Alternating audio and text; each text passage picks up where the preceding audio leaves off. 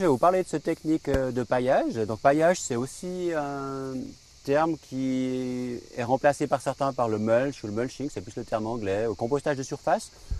Donc c'est de faire ce que fait la nature, c'est de mettre au sol des choses. Donc il y a beaucoup d'avantages, ça va se décomposer naturellement au sol.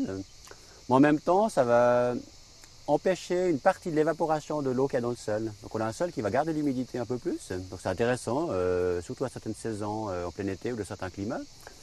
Ça va aussi réduire la pousse des mauvaises herbes. Donc, il y a quand même une épaisseur qui est assez importante à avoir. On est plutôt du côté de, vous voyez, comme ça. Hein. Là, on a un bon paillage qui fait un bon 5-10 cm d'épaisseur.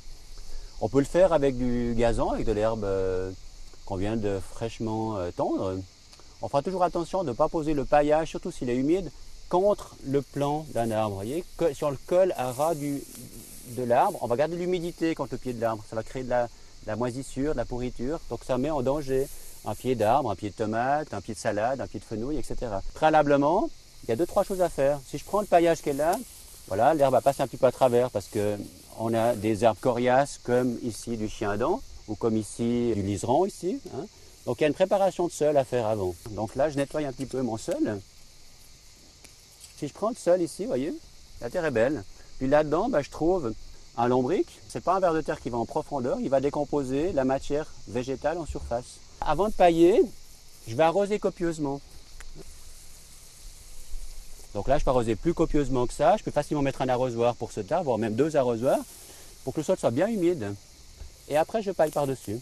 Donc là, on a un gain très intéressant, c'est qu'on a un arbre qui n'est pas en concurrence avec l'herbe qui pousse autour, donc il garde l'essentiel des éléments nutritifs qu'il y a dans le sol pour lui. On garde l'humidité. On a une zone qui, au niveau esthétique, peut être assez sympathique. Et puis la vie du sol est maintenue et développée.